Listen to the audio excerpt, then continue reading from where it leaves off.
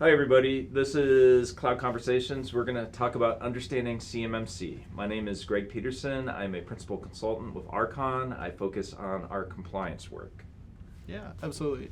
My name is Jay Molnar. I'm a manager with Shellman in our federal practice, focusing mainly on the CMMC service line.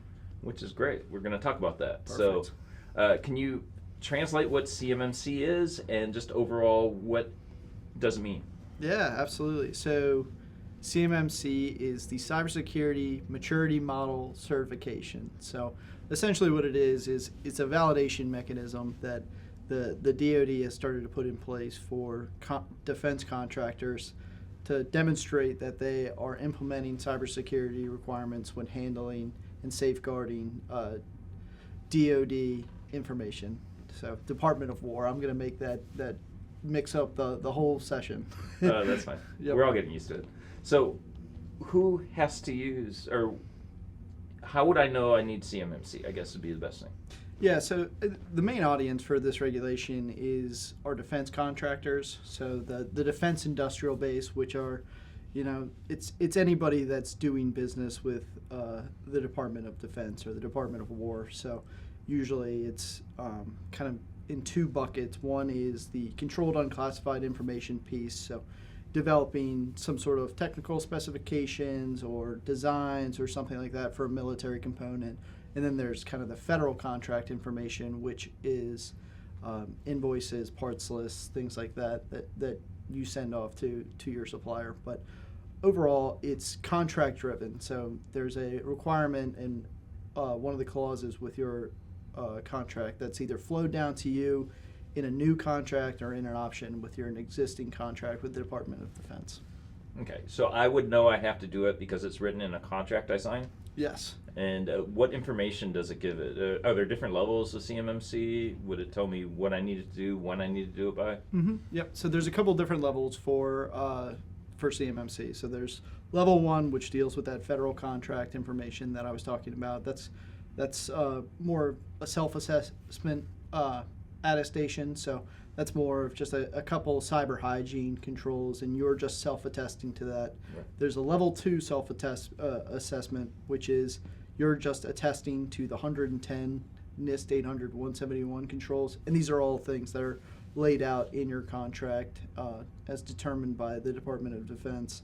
And then there's the level 2 C3PAO assessment, which is kind of where Shellman fits into that picture.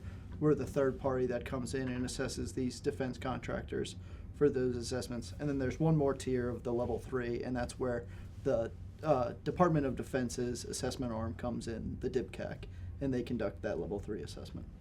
Okay.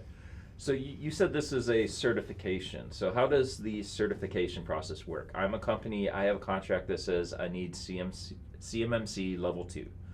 How do I approach that? What would be the normal approach? Yeah, so you would create your scope. So the contractor, they're the ones that are defining their scope. And when I say scope, I mean assets. So it's kind of the tangible and intangible assets. So your systems and your different items that are storing, processing, or transmitting that information, that's CUI. And then there is the intangible assets, the people, processes, and different things that come into play that are also dealing with that CUI. So anything that's really touching that CUI has to be part of that scope. And once you sort of ascertain what your scope is and develop your boundary, then you would contract with a Cyber AB accredited C3PAO. So somebody like Shellman would come in, and there's a couple different phases to the process. The first phase is sort of phase 1, and this is all laid out in a document called the CMMC assessment process. But essentially there'd be a initial assessment where the C3PAO would review your documentation, like your system security plan, your network diagram, your policies and procedures, things like that. And then they would develop something called a pre-assessment form. So this is sort of outlining what your scope is, what your different cage codes that tie your entity to those contracts. That's kind of what's encompassing your organization, and that would be the first part that is submitted to EMAS. So that is the system the government is using to track these certifications. So once you kind of go through that first phase, you go to the second phase, which is the actual field work and the actual assessment with the C3PAO. So that is where we would conduct our field work, do our assessment, run through your evidence, interview SMEs, things like that. And then post 2 assessment, you would get a determination of whether you have achieved your certificate. So that could be a conditional or a final, or you haven't. Unfortunately, that's kind of the 2 different paths. So we're seeing a lot of CMMC pre-assessments. So we'll do assessments and be sure they're ready to actually go through the audit at this point. Why is, and I know why, but I just, from a summarized point of view, why would you say CMMC is so big right now? What's pushing it? Yeah, so I think the reason that you're seeing such a, I guess, energetic nature in the marketplace for CMMC is that it's essentially defense contractors licensed to do business with the government, right? So it's essentially the certification that, as the rule is finalized here in the next coming days, we're expecting this to be inserted into most of the Department of War's contracts moving forward. So it's not required yet, but it's going to be required shortly? Yeah, so there's kind of some nuances to this as well, because there's a couple past requirements that are required, and then there's the CMMC program, which is being kind of codified into the rules. So the first part was the DFAR 7012 clause that I think began in 2013 or 2014, and then got those initial, and then the NIST SP 800-171 requirements came into play 2016. So companies were supposed to be self-attesting to these for a long time, these 110 171 requirements. And then in 2020, the 7019 and the 7020 clauses were put into place. And what 7019 did was it essentially took those self-assessments that companies were supposed to be already doing, and it said, all right, now you have to start entering these scores into SPURS.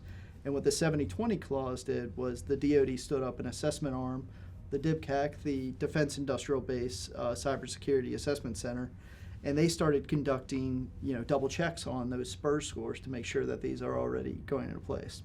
So where CMMC comes into play is this clause, this 2021 clause, is kind of what is being finalized, and this is the clause that's going to be inserted into the contracts moving forward here with the Title 48 rule that's supposed to release November 10th.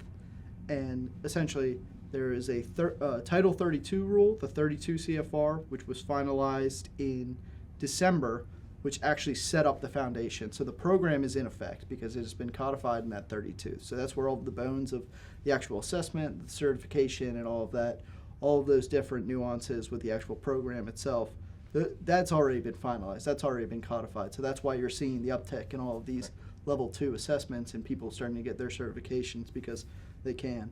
What Title 48 does is it puts it kind of escalates the urgency, right? So it inserts this 2021 clause into contracts moving forward, and there's going to be a phased rollout in the next couple of years where the first year is kind of a self-attestation of this, a self-assessment, but the DoD has the discretion to require a C3PAO certification for some contracts.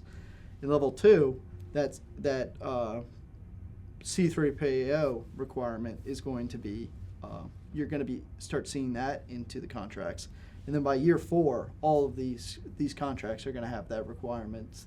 For that L2, that C3PAO, the government will be able to start implementing those into all of their DoD contracts. So I think you're seeing kind of a rush of people that have been kind of slow playing this, waiting to see whether or not this is actually going to be finalized, kind of seeing, okay, we've got to get on our horse here because we're going to need this certification to keep our contracts or win this work. Starting November 10th, 2025 is Yes. when it's going to go. And CMMC 2.0, what's the significance of the 2.0? When did that come around? Yeah, so the CMMC 1.0 and the CMMC 2.0 is an interesting story. And there's a lot of just interesting, I'll call it lore of CMMC because it's gone through quite a few iterations and had some ups and downs through its path. But CMC 1.0 was the true maturity model certification. So there was different. I think there was 5 levels at that point, and it had a lot of different controls.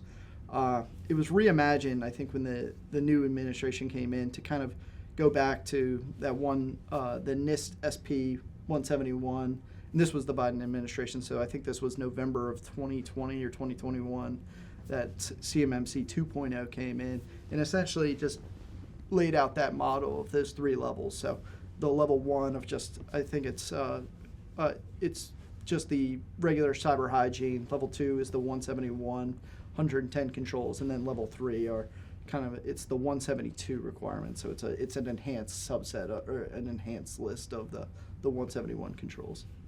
Okay. So I get a contract from the government. It's going to tell me that I need CMMC certificate. They're going to give me a level. So probably level 2 is when level 2 is like it's the bulk majority of these contracts that we're seeing. Okay. What is the role of the 3 file? What are you doing in the process for them? Is this just a one-time event? Are you maintaining it? How does this work? So we're doing the assessment piece, right? So we're actually the ones that are conducting the assessment and then issuing the certificate of status that says I've met this CMMC level 2 status. And the cadence on that is essentially every 3 years you're supposed to re-up the status. So the status lasts from the day that you do your out brief, where all of the phase where you're actually issued that certification. Those results are put into EMAS, and then the C3PO issues that certification, and then it lasts 3 years from there. So, is there, as a contractor, is there anything I'm required to do during that 3 years to prove? Is there annual requirements, monthly? Yep. So there's an annual self-attestation that you're supposed to do to basically say that, hey, our environment is still the same. There's no material updates or anything like that. There's no material changes. It's essentially we're staying in compliance with the certificate, the certification that we were assessed under. So that scope hasn't drastically or materially changed. So it's a 3-year audit or assessment, and then it's a self-assessment for the 2 years between that, right? And attestation, yep. Okay. And that's all going into that SPURS system, that government system. Okay. And let's say I do, as a contractor, have a significant change to my environment. Am I required to do anything? Yeah. So I think as part of that, scope and that you were originally assessed under, I think it's the onus is on the contractor to reach out to their C3PO and see, if this has materially changed your scope, then it may require a partial reassessment. But there's not a structured significant change process like there is in something like FedRAMP. Okay.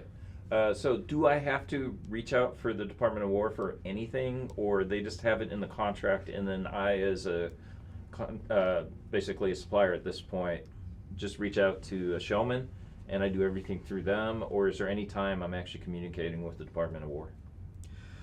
Well, I think some of this, some of your communications with the Department of War may come with just, understanding which parts of your contract and things like that are falling under that scope, having that conversation with your contracting officer.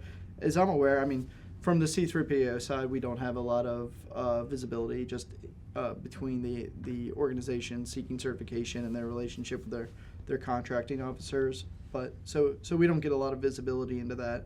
But I think common things that we see between contractors and the government are things like the marking requirements. So just understanding what sort of CUI they have and what handling caveats come with that. I think that's something that we see companies reach out to their contracting officers to make sure that they solidify. But essentially, it's if you see this requirement inside your contract, you're supposed to be already doing this. So Shellman's just coming in and validating what you already are supposed to be implementing. Okay. You mentioned FedRAMP a little bit ago. What are the major differences between, let's say, CMMC and FedRAMP? I know we've mentioned that NIST SP 800-171 is what CMMC is based off. FedRAMP's based off NIST SP 800-53. What are the differences really between the two? Yeah, I mean, it's there's a lot of differences, but it's I guess from a initial perspective, you can think of FedRAMP is very system focused, it's service offering focused, it's worried about the container, and CMMC is a lot more data driven. So there's a lot of more scoping nuances that come with the CMMC program, but like you said, it is a lot less prescriptive, right? So you have that NIST 853, which is that huge catalog of security controls that are required for FedRAMP. And what 171 was it was an initial tailoring of that 853 that was really focused on protecting the confidentiality of CUI. So it took a lot of the confidentiality aspects of 853, a little bit of the integrity, and I think just like a sprinkle of availability to make those 110 controls. So you can kind of think of it as a very slimmed down version of the 853. Is there a tie-in to FedRAMP at all for services I use for CMMC? Yeah, absolutely. So the DFAR 7012 clause is, this is something that I said has been around for a while, but essentially if you're using a cloud service offering to store, process, or transmit CUI, then it has to be FedRAMP Moderate or FedRAMP Moderate equivalent. So we see a lot of organizations that kind of just see FedRAMP and then they don't realize that there's all these different classifications and all these different levels of FedRAMP, of like LISAS and high and things like that. But the minimum that service that you have to be using is something like a FedRAMP Moderate. And now I know the FedRAMP Moderate equivalency is something that has also come up a lot. And essentially what that is it's if I think a lot of organizations pursue FedRAMP Moderate equivalency if they're not able to get a sponsor with the government to sponsor that actual FedRAMP Moderate base assessment. So a memo that was released by, I believe it was Ellen Lord in December of 2023, if I'm not mistaken, sort of laid out the equivalency requirements, and it's essentially you have to meet 100% of the FedRAMP Moderate baseline, which is a very tall task for a lot of service offerings. 323 controls. Yes. Yeah. So it's very difficult, and there's all the kind of caveats that come with the FedRAMP assessments, like the FIPS 199 categorization, that body of evidence, your vulnerability scans, things like that. So it's a very difficult standard for these service offerings to meet. So when they get an equivalency, is that still assessed by like a showman at that point to prove that they're equivalent? Yeah, so the service offering will go to a 3PAO, not a C3PAO, so they're a little different because the 3PAOs are the FedRAMP assessors and the C3PAOs are the CMMC assessors. So Shellman, we do both sides of the house there, but essentially that service offering will go to a 3PAO. We'll conduct that equivalency assessment and basically put together the service offering will put together that body of evidence, we'll assess it, and then it's on the contractor to validate that body of evidence is meeting the FedRAMP equivalent memo. And that's subject to checks by the DIBCAC. So it's a very complicated, kind of nuanced process to reach that equivalency and to make sure that it's useful and validated. But that's just for, if I'm the contractor, that's just for the services I use have to meet that. So if I'm using a particular service, they have to be, that would have the information, the CUI, yes, controlled unclassified information, yep, is going onto a third-party system. I need to make sure they have FedRAMP Moderate or a FedRAMP Moderate equivalent. Yep. Okay. Yep. So it's something that we see a lot of contractors. I don't know if it's struggle with as much, but they don't. I feel like it's not as fleshed out because it's still a new process for people that are doing this as federal contractors, right? Mm-hmm. So people that have kind of been in the FedRAMP space and they sort of know how those engagements go, where you bring in and you lift out all of your service providers, what level are they at, kind of that. I believe it's I think it's the SA9 control where it's the external services. So essentially, it's part of the CMMC process, and one of the things that has come with the 32 CFR rule is that you have to include the service providers. So you have your cloud service providers, so you have to show that your cloud service providers that you're using, you have to list them in your SSP, you have to bring in those customer responsibility matrices, and kind of delineate where the security responsibilities for each of the controls that you're considering, because you can inherit controls from those cloud service providers, but that doesn't mean that you inherit from them 100%. It's only the applicable controls. So there's still things that you may need to consider and configure and implement and things like that. So it's a very nuanced category. And that's something we push at RKON. So we are really cloud focused. The more we can push a compliance burden onto one of the major clouds, Azure, AWS, Google Cloud, the better. If they can manage the operating systems, then we don't have to manage them. They're responsible for the controls, and it's just easier for our clients to actually get through authorizations or certifications. Speaking of that, when they start going through the process, I'm sure there's 110 controls in the 800-171. Out of those, what are some of the worrisome ones, like cryptography, that clients have to focus on? Yeah, I mean, FIPS validated cryptography is the 31311 requirement is by far the toughest and just most involved part of every assessment. It feels like every organization, no matter how mature or how size, just maturity, capability, things like that, everybody seems to just have difficulty with this one because the FIPS validated component, the FIPS validated module, I think a lot of people, they look at FIPS, they look at cryptography, they say, hey, I'm using AES 256, or I have TLS, or I have some sort of algorithm in place. And what that FIPS validated module aspect asks for is actually the mechanism, the hardware, the software, the firmware that's implementing that cryptography, that module that's actually doing that cryptography is FIPS validated within that NIST cryptographic module validation program website. So going onto that site and making sure that is an active CMVP and it's implemented in the congruent way. So you have to actually go get a CMVP number and proves the algorithms that you're using are approved. Yep, and the mechanism itself is it's using an active CMVP, because I think a lot of times we see people with these historical or some set CMVPs and it's not FIPS validated. It's an issue we've seen before where they bring in a database that's running a algorithm for encryption that's not authorized, and at that point, what's their option? Can they continue to use that database with an exception, or are they going to have to change to something that's authorized, FIPS validated? What would, from your point of view, is there a way to get something that's not FIPS validated through, or is that pretty much a showstopper? It's a little nuanced because there are some situations. There's a couple categories. CMMCs it's difficult because there's not as much. It's not like a risk-based decision. Like I think FedRAMP can get away with that a little bit. There's a little bit more leniency in this because CMMC is a bit more arbitrary.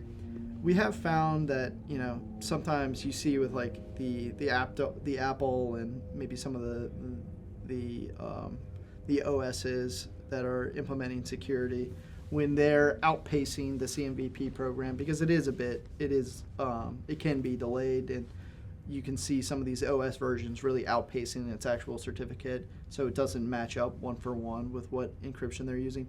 Sometimes that we see that caveat with kind of maybe like a temporary deficiency or something like that, where it's using it's using a validated module, but that module doesn't match the OS because it's been outpaced by just kind of the pace of change for technology. So in that case, that could be considered met, but it is a difficult path if the module actually is historical. So you really want to make sure your ducks are aligned, because there's just not a lot of avenues for contextualizing sort of the security that you use. So that's a potential pitfall if you're going to have to go through CMMC. You're going to have to know your cryptography algorithms and everything.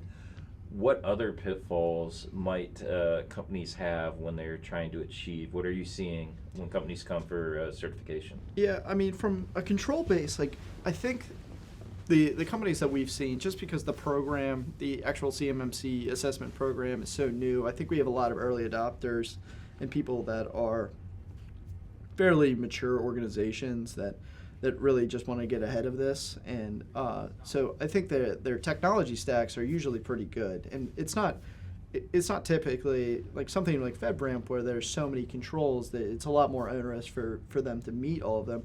I don't know if it's entirely super onerous for people to meet the controls as much as it is, collecting the documentation and just validating that their scope is in place. I mean, the scoping is by far the biggest issue with CMMC, because I think what people don't understand is, or people approach it from something like a system-centric and kind of a very focused view, where this is data-centric, so it hits all of the systems, peoples, and processes that flow through your system, right? It's a contaminant, so the second it touches the system, it becomes part of the scope.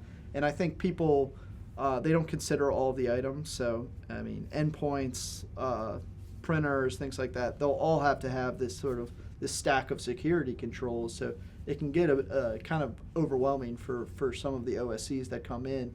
They think they have really segmented and understood your scope, and then a C3PO asks a question about an asset that they didn't think was in scope or they didn't consider during their preparation, and all of a sudden there's a bunch of questions about that asset, and they weren't prepared and they didn't properly implement all of the controls. That's a key part of when we do our pre-assessments and help them get there is scoping, because if you're not properly segmenting, anything that stores, processes, or transmits CUI comes in scope. And when you start realizing where the connections are and you start going down this network path and have them draw a diagram of the data flows, they suddenly realize, oh, the data's going somewhere it didn't need to go. Do we want to pull that in scope, or do we just stop the connection? Those are part of the pre-assessment workloads that you go through. Yeah, absolutely. And I think the other piece of this is the inventorying, right? And this is kind of where the CMMC L2 scoping guide, which is a document produced, I think by the Department of War, that essentially helps you classify these assets into different scoping categories. So you have your CUI assets, you have your security protection assets, your contractor risk managed assets, your specialized assets, and your out of scope assets. And all of these different classes of assets have to kind of match up with your traditional, some people use configuration management databases, your hardware, firmware, software, inventories. Those all have to fall in line with one of these categorizations. So if it's a CUI asset, it gets the full Monty, it gets the full treatment of all of those controls.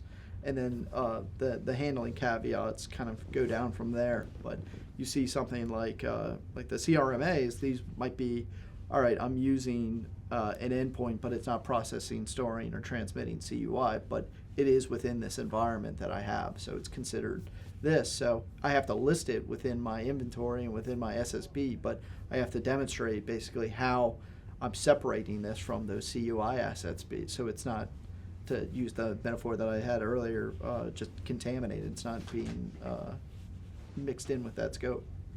Okay. So if I were to do a pre-assessment as a contractor and I think my systems are in order and I come in for an assessment, what's the rough time, a real rough time frame they're looking at? Is this going to be done in a week, couple weeks, a month, multiple months? Yeah, I think it depends. Obviously, I mean, it always depends on sort of what the scope of the organization. I think somebody that's, a 5-person shop working in a cloud environment is going to have a much bigger one, or a much different assessment than somebody that is, a huge defense contractor with a ton of different programs and site visits that need to be scheduled. So I think maybe like 3 months is probably a good period, because you have your sort of, and that doesn't include all of the preparation and things like that. I mean, I've seen that kind of wildly vary just in terms of what organizations are doing. But it's about a month for the phase 1, that pre-assessment, and then about a month of the actual testing and assessment field work, and then sort of a month after until you see the actual certificate of status. And then the next time you'd be involved is 3 years for another assessment, or are they sending their self-assessment every year to you as well? They don't send it to us. They send it, they just upload that to Okay. the SPURS system, so that goes directly to the government. Your interaction with a company that's contractors, basically, you would get them certification, and 3 years later, you'd work with them again. Yes. Okay. Well, perfect. It's pretty much covering everything in our time frame right now. Any recommendations you have for companies that are seeking the CMMC? Yeah, absolutely. I mean, I think going through that scoping exercise, if you haven't prepared for this already, is really crucial. I mean, just looking internally, seeing, what are we doing currently and what should we be doing in the future.